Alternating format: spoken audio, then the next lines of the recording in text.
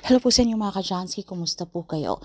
At ngayong araw na ito ay meron na naman po tayong bagong ipapahagi sa inyo na kung saan ito po ay mga simpleng paraan para mas lalo pang maka-attract ng good luck na yan, so sa pangyaman man o pananalapi.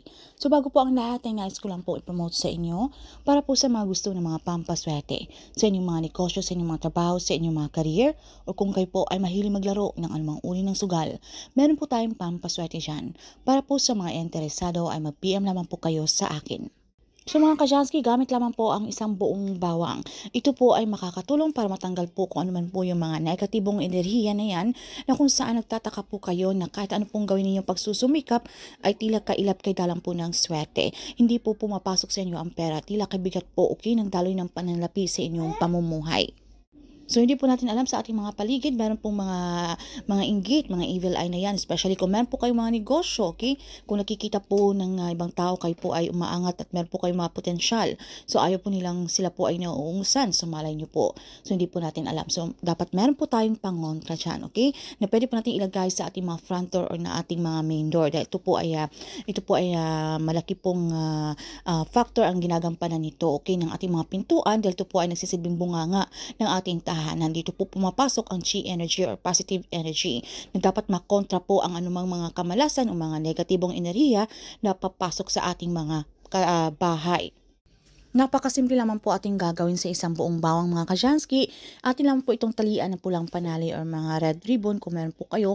Okay? Isabit lamang po natin ito sa ating mga pintuan. Para ito po ay magsisilbing pangontra o pantaboy ng mga kamalasan.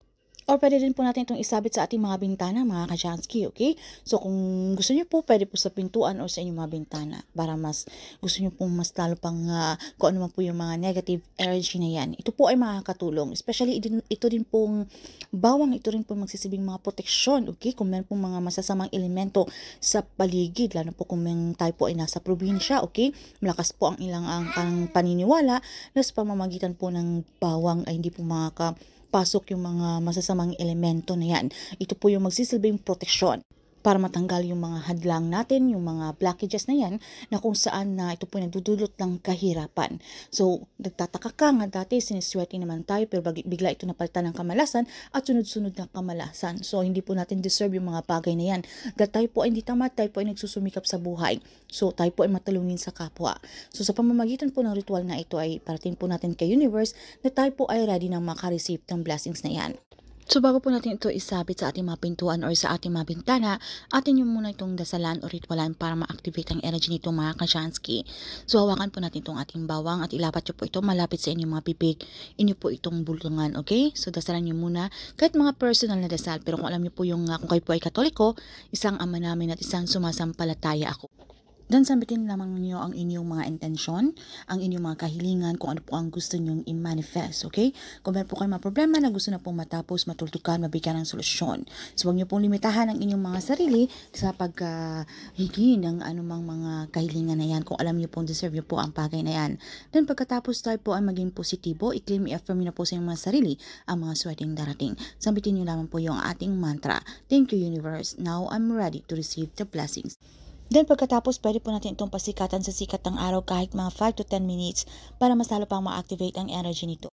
Dahil naman po natin na ang sikat ng araw, ito po ay galing sa kalikasan. Ito po ay napakamaswerte. Ito po ay nagbibigay sa atin ng liwanag at ito po ay sumisimbolo ng pag-asa. Then, pwede nyo na po itong isabit sa inyong mga front door or ng inyong mga main door or sa inyong mga bintana mga ka-Jansky. At kapag ito naman po ay natuyot na, pwede nyo po itong palitan ng panibagong muli kapag hindi pa po nangyari ang inyong mga kahilingan. At kapag nangyari po ang isa sa inyong mga kahilingan, pwede nyo po itong i-dispose yung ating bawang. At kung meron pa po kayong mga gustong ihiling, pwede po kayong magsabit muli at gawin nyo po muli ang ating ritual.